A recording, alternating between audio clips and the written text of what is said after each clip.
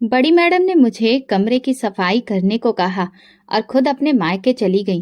बड़े साहब भी अपने काम पर चले गए थे तो मैंने सफाई शुरू कर दी। मुझे पता ही नहीं चला कि बड़े साहब कब कमरे में आ गए। जैसे ही उन्होंने मुझे देखा, उन्होंने दरवाजा अंदर से बंद कर लिया और गलत इरादे से मेरी तरफ बढ़ने लगे। अपनी इज्जत बचाने के लिए मैंने घबराकर अपनी कलाई काट ली। मुझे लगा कि मैं मर जाऊंगी, लेकिन जब होश आया तो मैंने देखा कि घर में सभी लोग रो रहे थे। मैं उठकर बैठी और सामने देखा कोई डेड बॉडी रखी हुई थी। जैसे ही मैं उसके करीब गई, मेरी चीख निकल गई, क्योंकि वो डेड बॉडी मेरा ही था।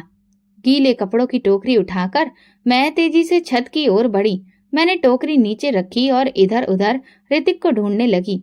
मैंने उसे पहले ही मैसेज कर दिया था कि मैं छत पर आ रही हूँ, लेकिन फिर भी वो कहीं नजर नहीं आया। मैं कपड़े तार पर डाल रही थी और साथ ही बगल वाली छत पर भी नजर डाल रही थी। तभी मैंने उसे अपनी ओर आते देखा। मुझे गुस्सा भी आया और खुशी भी हुई। वो छत के किनारे पर खड़ा हो गया तो मैं भी अपने कपड़े छोड़कर उसकी तरफ चली गई। कब से तुम्हारा इंतजार कर रही हूँ और तुम अब आ रहे हो, मैंने शिकायत की। ऋतिक मुस्कुराया और बोला, देर से ही सही, लेकिन आया तो हूं ना। वैसे आज छत पर आने का कोई इरादा नहीं था। क्यों, तुम्हारे पापा घर पर हैं? हाँ, और जब भी वो घर पर होते हैं तो उन्हें सारी गलतियां मुझ में ही नजर आती हैं। फिर मेरी क्लास लेने के बाद माँ की बारी आती है। अगर खाना पसंद नहीं आया तो सफाई में कोई ना कोई कमी निकालते हैं। मैं और माँ तो शुक्र मनाते हैं कि वो ज्यादातर घर से बाहर रहते हैं, वरना हमें हर वक्त परेशान ही करते। मैं उसकी बातें सुनकर हंस पड़ी। वैसे कभी आईने में खुद को देखा है? मैंने मजाक किया। वो झट से बोला, हीरो लगता हूँ, तभी तो तुम मुझ पर मर मिटी हो। मैं हंस पड़ी। हाँ, तुम सच में हीरो लगते हो। मैंने उसकी तारीफ की। उसे सुनकर उसने सीटी बजाई और फिर पूछा, इतने सारे कपड़े अकेले छत पर लाई हो? मैंने हाँ में सिर हिला दिया। वो गुस्से से बोला, तुम्हारी चाची सारा दिन आराम करती है, उन्हें बोलती क्यों नहीं कि तुम्हारी मदद करे? अगर मैं ये बात कह दूं तो घर में हंगामा मच जाएगा, मैंने हंसते हुए कहा। लेकिन उन्हें तुम्हारा ध्यान रखना चाहिए। उसकी ये बात सुनकर मेरा दिल तेजी से धड़कने लगा। इस दुनिया में कम से कम एक इंसान तो था जिसे मेरी परवाह थी।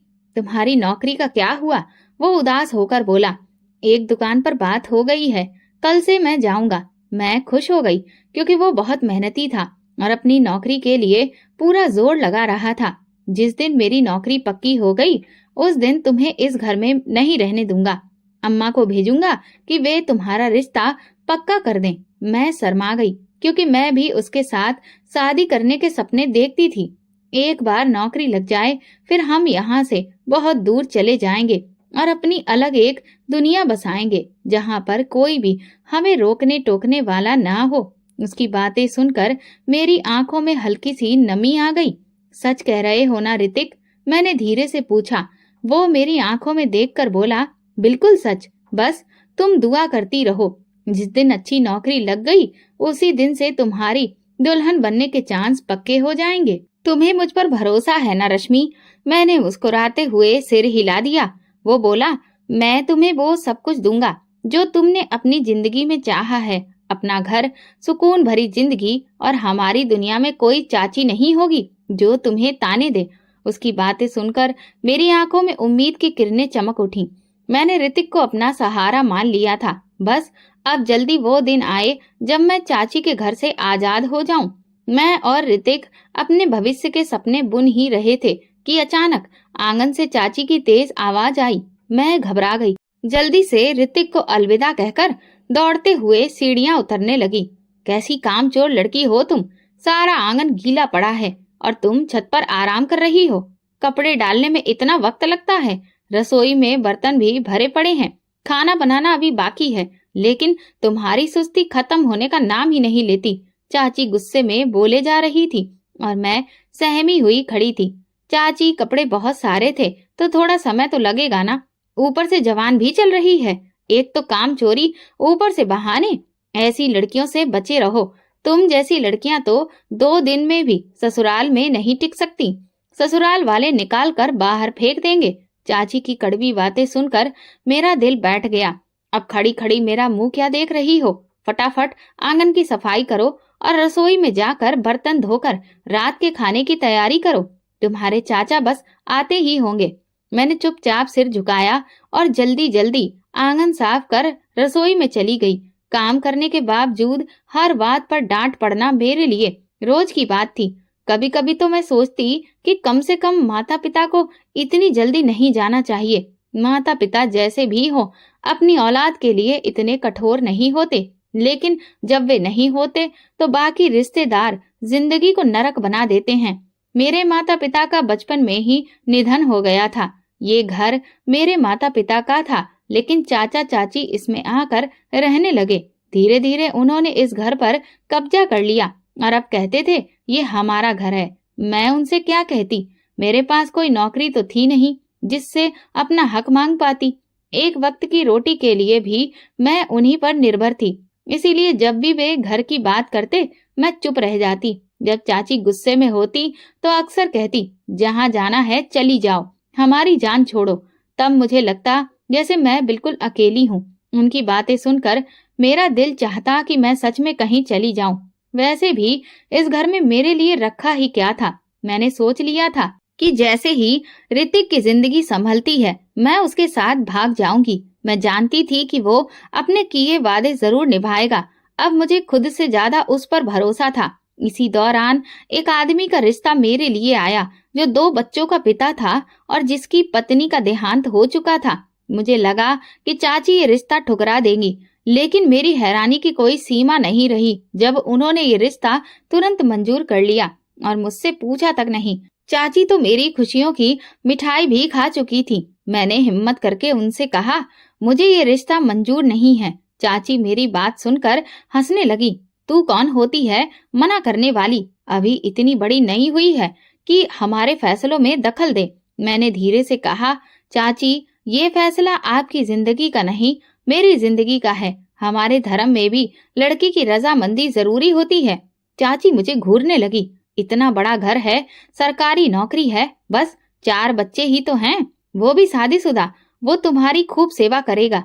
उनकी बातें सुनकर मेरा दिल किया कि कहूँ काश आपकी अपनी बेटी होती तो आप ऐसा कभी ना करती। जिस आदमी को वो मेरे लिए चुन रही थी वो मेरे पिता की उम्र का था।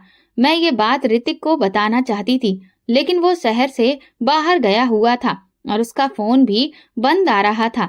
मैं घर में बेचैनी से घूमती रहती, लेकिन मन को जरा भी शांति नहीं मिल पा रही थी। शादी में अभी कुछ समय बाकी था, इसलिए मुझे पूरी उम्मीद थी कि कुछ दिनों के बाद में ऋतिक वापस आ जाएगा और हम इस परेशानी का कोई ना कोई हल जरूर निकाल लेंगे। अब मैंने ठान लिया था कि चाहे ऋतिक की नौकरी लगे या फिर ना लगे, मैं उसके साथ भाग जाऊंगी। मैं खामोशी से घर छोड़ने की योजना बनाने लगी थी, लेकिन ऋतिक की गैर मौजूदगी मुझे परेशान कर रही थी। और इसी बीच उस आदमी ने चाची से कहा कि वो मुझसे अकेले में मिलना चाहता है और चाची ने बिना किसी ऐतराज के उसे इस बात की इजाजत दे दी। लेकिन मुझे उससे नहीं मिलना था। मैंने चाची को साफ साफ कह दिया कि मैं ऐसा नहीं करूंगी, तो वो हत्थे से ही उकड़ गई। एक दिन सारे घर का काम करके मैं अपने कमरे में कमर सीधी करने के लिए लेटी हुई थी कि अचानक चाची मेरे कमरे में आ गई, तो मैं उठकर बैठ गई। चाची ने मुझसे कहा फौरन अपने कपड़ों को जल्दी से सही करो। मैंने हैरान होकर पूछा क्यों मिलूं मैं उससे? मैंने आपसे पहले भी कहा था मुझे उससे नहीं मिलना है और ना ही मैं उससे शादी करना चाहती हूँ। फिर आप मेरी मर्जी के बगैर ये सब कुछ क्यों कर रही हैं? चाची ने मेरी तरफ घूर कर देखा और फिर ताने कसने के लहजे में बोली तुम्हारी मर्जी यहाँ पर कोई मायने नहीं रखती, समझ गई तुम? अगर तुम्हारे जहन में कोई ख्याल भरा हुआ है तो उसे निकाल कर बाहर फेंक दो। तुम्हारी शादी का फैसला अब हो चुका है। बस वो शादी से पहले तुमसे मिलना चाहता है, तो हमने भी इस बात पर कोई ऐतराज नहीं किया। अच्छा है कि वो तुम्हें देख ले, इसमें कोई बुराई नहीं है। तो मैंने गुस्सा होकर चाची की तरफ देखा। इससे पहले कि मैं कुछ और कहती, चाची ने तेजी से कहा फौरन नीचे आओ, अब मैं तुम्हारी कोई भी बकवास नहीं सुनूंगी। उनके गुस्से की वजह से मैं खामोश हो गई और थके थके कदमों के साथ नीचे जाने लगी। जब मैं ड्राइंग रूम में दाखिल हुई तो वहां पर एक ज्यादा उम्र के आदमी को बैठे हुए देखा।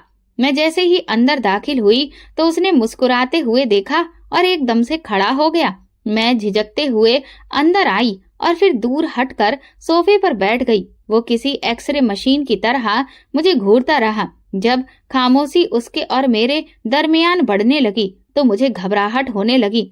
ना जाने वो क्यों कोई बात नहीं कर रहा था, तो मैंने गला खकारते हुए कहा, आपको मुझसे कोई बात करनी है? तो वो एकदम से हंसा। उसकी मुस्कुराहट मुझे किसी शिकारी की तरह लगी। फिर वो आहिस्ता से बोला, मैं बस ये चाहता था कि जिस लड़की से मेरा बंधन होने वाला है मैं उससे एक बार मिल लूं, बातचीत कर लूं। उम्मीद है आपको इस पर कोई ऐतराज नहीं हुआ होगा। मैंने नजर उठाकर नापसंदगी से उसकी तरफ देखा तो वो मुझे इग्नोर करते हुए बोला, मेरा बहुत बड़ा घर है, एक अच्छी नौकरानी है, मेरे 4 बच्चे हैं और वे सब शादीशुदा हैं। शादी मैं बस अपनी तन्हाई दूर करने के लिए कर रहा हूँ और यकीनन आपको बहुत खुश रखूंगा। तो मैंने बिना किसी लाग लपेट से कहा, मैं आपसे बिल्कुल भी शादी नहीं करना चाहती। ना ही मुझे आपके बड़े घर से कोई मतलब है और ना ही आपकी तन्हाई दूर करने से। तो वो सर्द लहजे में बोला, लेकिन मुझे तो बताया गया था कि तुम्हें कोई ऐतराज नहीं है, बल्कि तुम्हारी चाची ने तो मुझे यकीन दिलाया था कि ये रिश्ता दोनों खानदान के लिए बहुत ही बरकत वाला होगा। उनकी इस बात पर ही मैंने भरोसा करते हुए हाँ कर दी थी, वरना मुझे रिश्तों की कोई कमी थोड़ी है। अगर तुम्हें ये रिश्ता मंजूर नहीं था तो तुम्हारी चाची ने तुम्हारी शादी के खर्चों के लिए मुझसे एक बड़ी रकम क्यों ली है? इस बात पर तो मैं हक्का बक्का होकर उसकी तरफ देखने लगी। मेरी शादी के खर्चे? मेरी तो कोई शादी हो ही नहीं रही है और आपने कितनी रकम मेरी चाची को दी है? तो वो बोला, मैंने 1 लाख रुपया तुम्हारी चाची को दिया है और ये कोई मामूली रकम नहीं है। इतनी रकम सुनकर तो मेरा दिल धक धक करने लगा और चेहरा सफेद हो गया। मैं समझ गई कि मेरी चाची ने मेरा सौदा इस शख्स के साथ कर दिया है। तभी वो मेरे इनकार पर भड़क जाती थी। मेरी आंखों में आंसू आ गए और फिर मैंने उससे कहा, आपको लगता है कि पैसे देकर आप मेरा दिल खरीद सकते हैं? मैं कोई चीज नहीं हूँ जिसका आप सौदा करके बैठे हैं। मैं जीती जागती इंसान हूँ। काश मेरे माँ बाप जिंदा होते तो ऐसा कभी भी ना होता। मेरी बात सुनकर वो शख्स एकदम नरम पड़ गया। मैं तुम्हारी बहुत इज्जत करता हूँ, तुम्हें बहुत खुश रखूंगा, ये मेरा तुमसे वादा है।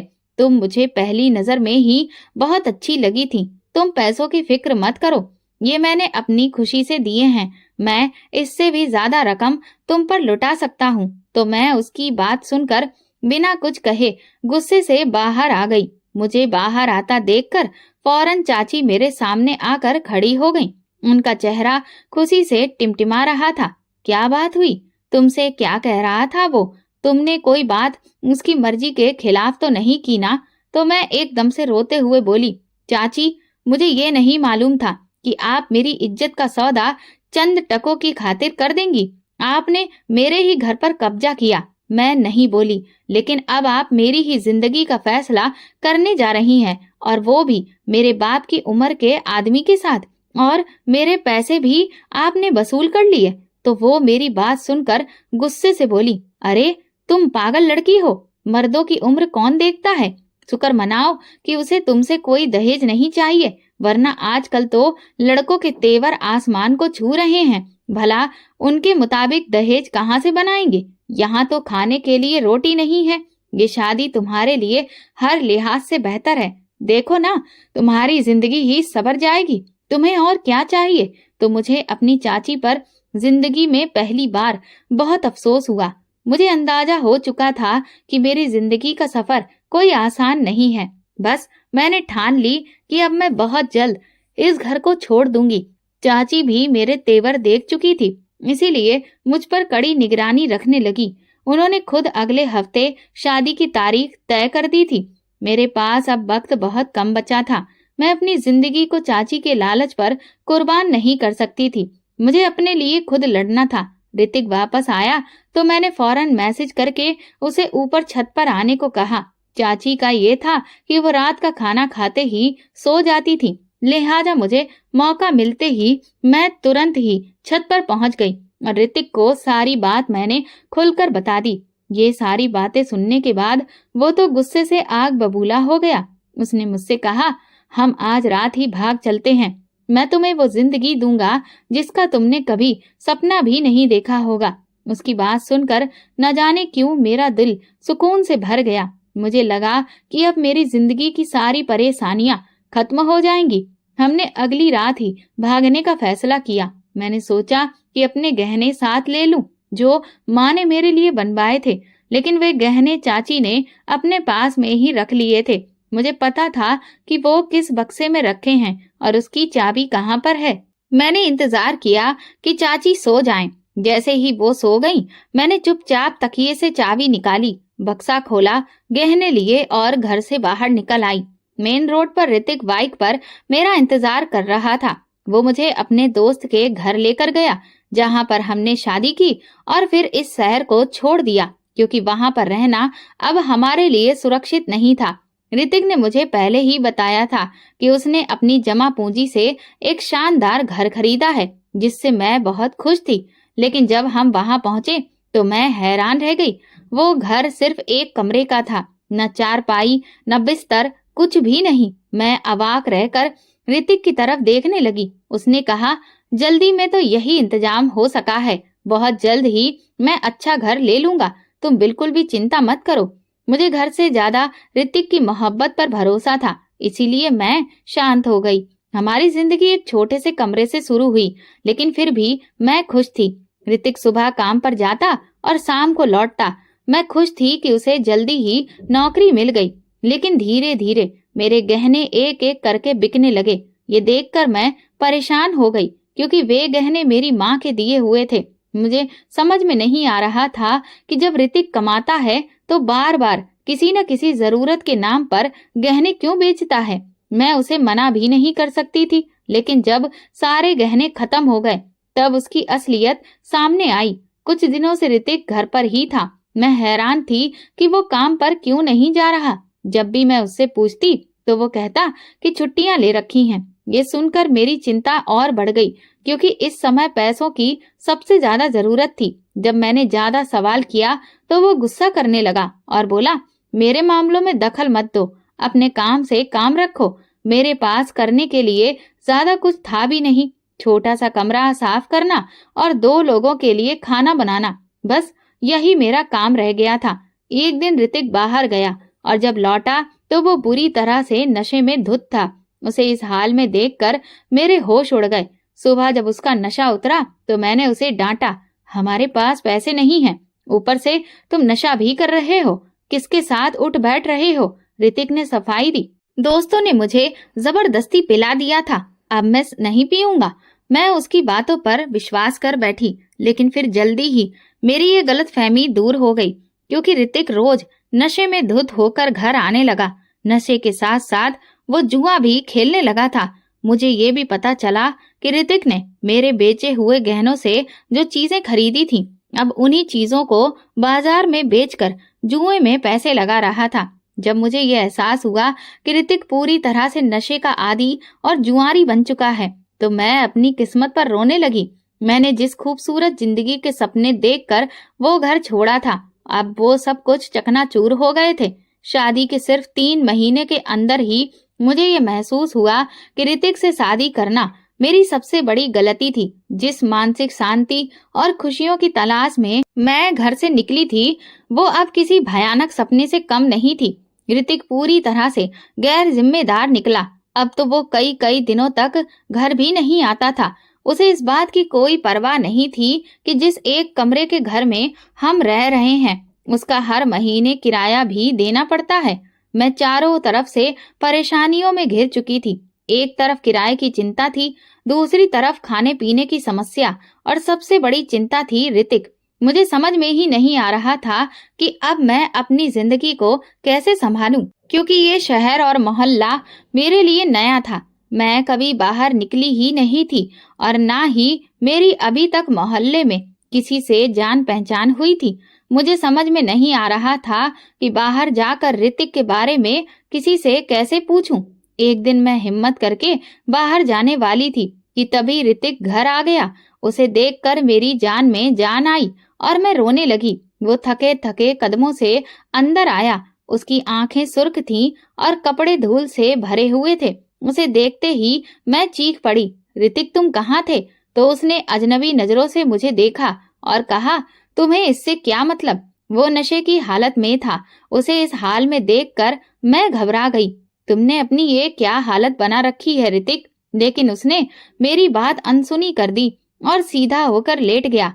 मैंने फिर हिम्मत करके पूछा, ऋतिक तुम इतने दिनों से कहाँ पर थे? मैं तुम्हारे लिए बहुत परेशान थी। वो लापरवाही से बोला, इसमें फिक्र करने वाली क्या बात है? मैं कोई मर तो नहीं गया था।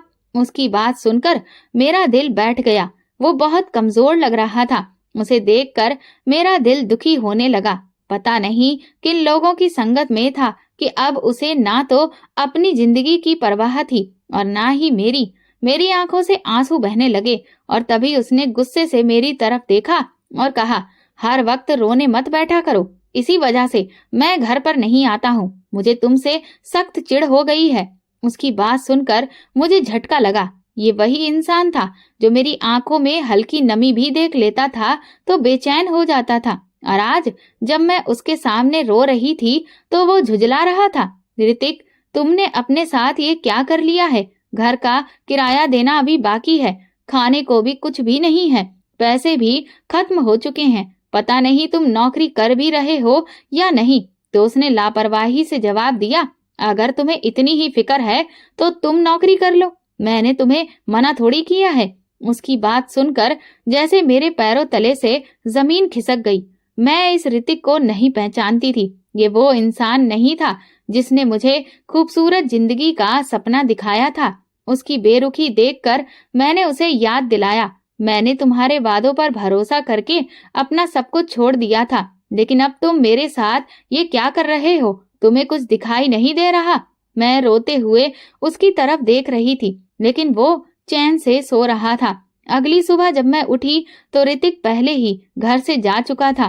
कई दिन बीत गए लेकिन वो वापस नहीं आया। मैं बहुत परेशान हो गई। ये पहली बार नहीं था, इससे पहले भी वो कई कई दिनों तक घर पर नहीं आता था। लेकिन इस बार दिक्कत ये थी कि महीने की पहली तारीख नजदीक थी और मेरे पास 1 रुपया भी नहीं था जिससे मैं किराया चुका सकूं। मकान मालिक अच्छे इंसान थे, लेकिन बार बार किराया देर से देने की वजह से अब वे भी नाराज रहने लगे थे। मैं जानती थी कि अब की बार वे किराया लेने जरूर आएंगे, लेकिन इस बार मैं क्या बहाना बनाऊंगी? मुझे कुछ समझ में नहीं आ रहा था कि क्या करूं। मैं इन्हीं फिक्रों में थी कि अचानक रात में दरवाजे पर दस्तक हुई। मैंने सोचा कि ऋतिक आ गया है। जैसे ही मैंने दरवाजा खोला, सामने एक अजनबी आदमी खड़ा था। मैं घबरा गई और फौरन सिर पर दुपट्टा रखा। उसने कहा, अगर आप बुरा ना माने तो क्या मैं अंदर आ सकता हूँ? मुझे ऋतिक ने भेजा है।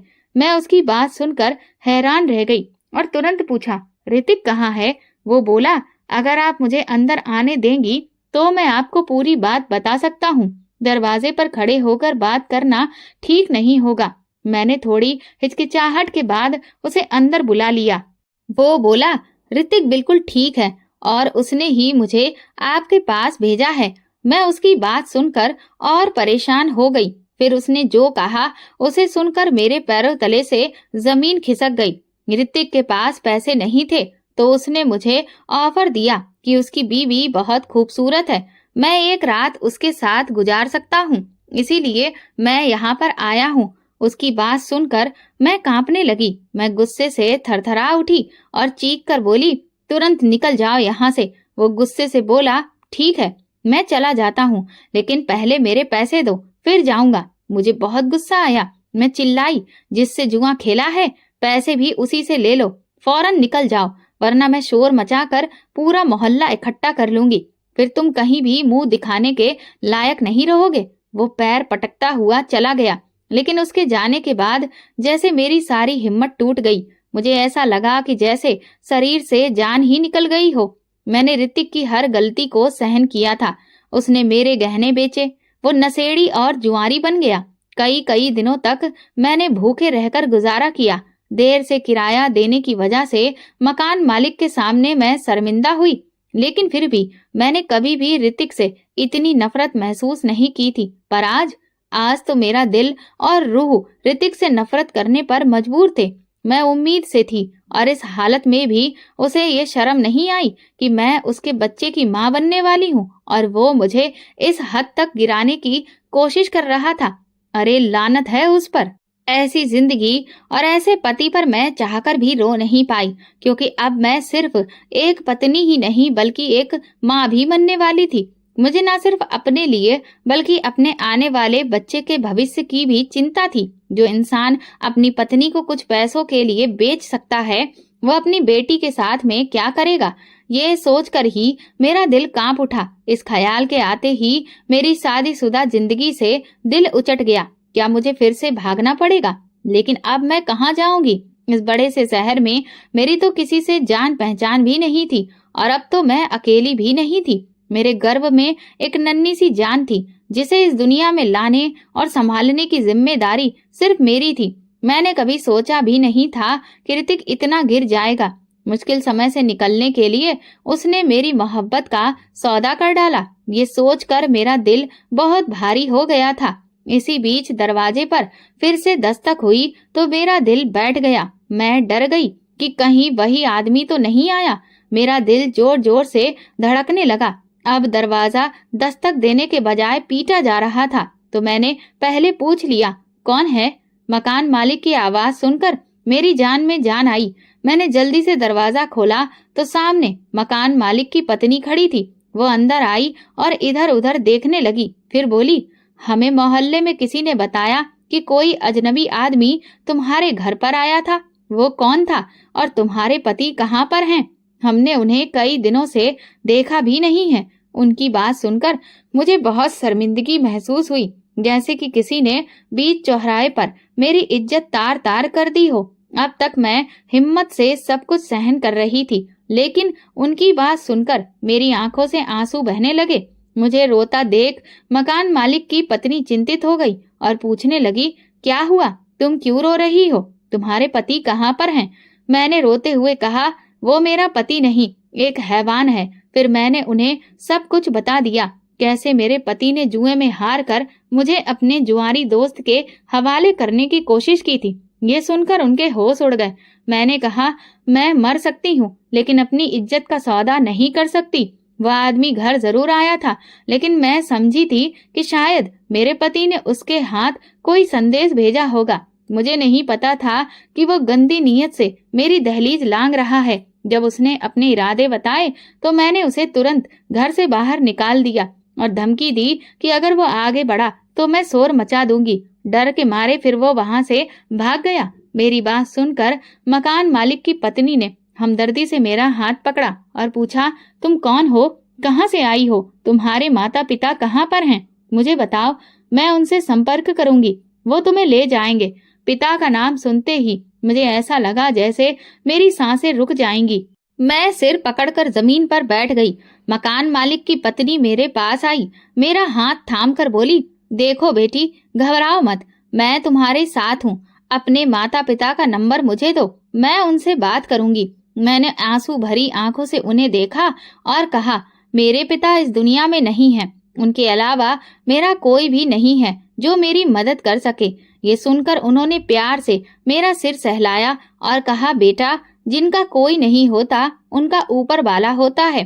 तुम चिंता मत करो, मेरे साथ चलो। तुम्हारा इस घर में रहना अब सुरक्षित नहीं है। कौन जानता है तुम्हारा पति फिर किसी और को भेज दे। उनकी बात सुनकर मैं कांप उठी। सच में मैंने तो ये सोचा ही नहीं था। मैंने बेबसी से उनकी तरफ देखा और कहा, लेकिन मैं कहाँ जाऊंगी? इस शहर में मेरा कोई नहीं है। उन्होंने मुझे दिलासा देते हुए कहा, कोई ना कोई रास्ता निकलेगा, तुम बस मेरे साथ चलो, मैं तुम्हारे लिए कुछ सोचती हूँ। मेरे पास कोई सामान नहीं था। मैं उनके साथ चल पड़ी। अब मैं तय कर चुकी थी कि मैं ऋतिक जैसे आदमी के साथ और नहीं रह सकती। जो इंसान अपनी पत्नी की इज्जत की परवाह नहीं करता, वो अपनी बेटी की क्या परवाह करेगा। मकान मालिक के घर रहते हुए कुछ महीने बीत गए और फिर मुझे एक स्वस्थ और प्यारी बेटी हुई। इस दौरान ऋतिक ने एक बार भी आकर ना तो मेरी खबर ली और ना ही अपनी बेटी की। मुझे उसका कोई अता पता नहीं था, जैसे कि वो इस भीड़ भाड़ वाले शहर में खुद ही गुम हो गया हो। और जो लोग जानबूझकर खो जाते हैं, उन्हें भला कोई कैसे ढूंढ सकता है। अगर वो मुझे मिल भी जाता तो भी ऐसे पति के साथ रहना किसी खतरे से कम नहीं था। मैं अब उन लोगों पर बोझ नहीं बनना चाहती थी, इसलिए मैंने मकान मालकिन, जिन्हें मैं आंटी कहती थी, उनसे कहा कि वो मुझे कहीं पर काम दिलवा दें ताकि मैं अपना और अपनी बेटी का खर्च खुद ही उठा सकूं। उन्होंने बड़ी ही मोहब्बत से मेरी तरफ देखा और कहा, काश तुम पढ़ी लिखी होती तो मैं तुम्हें किसी घर में नौकरानी का काम करने के लिए ना भेजती। लेकिन रश्मि, एक बात हमेशा याद रखना, चाहे हालात कितने भी मुश्किल क्यों ना हो, अपनी बेटी को जरूर पढ़ाना ताकि वो आगे चलकर किसी भी परेशानी का हिम्मत से सामना कर सके। उनकी ये बात मैंने हमेशा के लिए अपने दिल में बसा ली। अगले ही दिन वे मुझे एक बहुत बड़े घर में काम दिलवाने के लिए ले गईं। ये एक शानदार कोठी थी। घर की बड़ी मालकिन मुझे अच्छी लगी, लेकिन मालकिन का व्यवहार बड़ा ही अजीब था। उनकी नजरें हमेशा मुझ पर टिकी रहती थी, जैसे कि कुछ कहना चाहते हो, लेकिन क्या, ये मेरी समझ से बाहर था। बड़ी मालकिन का सामाजिक दायरा बहुत बड़ा था, लेकिन बड़े साहब के बारे में कुछ अजीब सा एहसास होता था, क्योंकि वे दिन भर घर में बेवजह घूमते रहते थे। उनका रवैया बड़ा ही रहस्यमय था।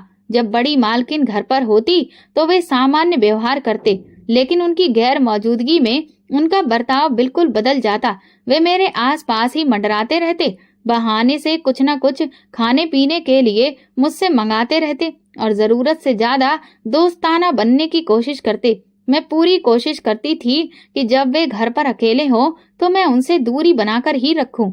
एक दिन बड़ी मालकिन अपने मायके गई हुई थी, तो बड़े साहब ने घर के सारे नौकरों को छुट्टी दे दी। मैं भी अपने क्वार्टर में जाने ही वाली थी कि उन्होंने अचानक मुझे रोक लिया और कहा, मेरे लिए एक गिलास पानी ले आओ। उनकी बात सुनकर मुझे अजीब लगा, लेकिन मैं यहाँ पर नौकरी कर रही थी और इसीलिए उनकी बात मैं टाल नहीं सकती थी। मैं किचन में गई और पानी का गिलास लेकर जैसे ही बाहर आई तो उन्होंने मुझे आवाज दी, मैं अपने कमरे में हूँ, पानी यहीं पर ले आओ। ये सुनकर मैं घबरा गई, क्योंकि बड़ी मालकिन की गैर मौजूदगी में मैं उनके कमरे में जाने से बचती थी।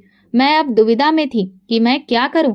तभी उन्होंने दोबारा पुकारा। मैंने हिम्मत करके अपनी कमीज के अंदर एक छोटा सा चाकू छिपा लिया और कमरे की तरफ बढ़ गई। जैसे ही मैंने उन्हें पानी का गिलास दिया, उन्होंने जानबूझकर मेरे हाथ को छूने की कोशिश की। मैं तुरंत पीछे हट गई। क्या हुआ? डर गई? उनकी मुस्कान में छल कपट था, लेकिन मैंने चुप रहना ही बेहतर समझा और जल्दी से वहां से निकल गई। क्योंकि यहाँ मुझे अच्छी तनख्वाह मिल रही थी, इसीलिए मैं ये सब सहकर भी काम करती रही। कई बार मन किया कि बड़ी मालकिन को उनके पति के बर्ताव के बारे में बता दूं, लेकिन डर के मारे मैं चुप रही कि कहीं वे मुझे नौकरी से ही ना निकाल दें। ऐसे ही दिन बीतते रहे और बड़े साहब हर दिन अपनी हदें पार करने की कोशिश करने लगे। उनकी नजरें मुझ पर इस तरह गड़ी रहती जैसे कि वे मुझे कच्चा चबा जाएंगे। एक दिन बड़ी मालकिन की बेटी की डिलीवरी थी, तो वे बोली, मैं एक हफ्ते के लिए बाहर जा रही हूँ, तुम अपने काम में कोई भी लापरवाही नहीं करना। जैसे मेरा घर मेरी मौजूदगी में चमकता रहता है, वैसे ही मेरी गैर मौजूदगी में भी साफ सुथरा रहना चाहिए। मुझे तुम्हारी तरफ से कोई शिकायत नहीं मिलनी चाहिए। मैंने उन्हें भरोसा दिलाया कि आप बिल्कुल निश्चिंत होकर जाइए, लेकिन अंदर ही अंदर मैं बहुत डर गई थी, क्योंकि अब कई दिनों तक घर में सिर्फ मैं और बड़े साहब ही रहने वाले थे। बड़ी मालकिन के जाने के बाद मैं रोजमर्रा के कामों में व्यस्त थी। मुझे एहसास भी नहीं हुआ कि बड़े साहब कब चुपचाप मेरे पीछे आकर खड़े हो गए। अचानक जब उन्होंने मुझे पुकारा तो मैं डर कर उछल पड़ी। तुम मुझसे इतना डरती क्यों हो? वे प्यार भरी नजरों से मुझे घूरते हुए बोले। मेरा दिल चाहा कि मैं उनकी आंखें ही नोच लूं। तुम मुझे बहुत अच्छी लगती हो। उनकी अजीब बातें सुनकर मैं घबरा गई। मैं कमरे से बाहर निकलना चाहती थी, लेकिन उन्होंने तुरंत ही दरवाजा बंद कर दिया।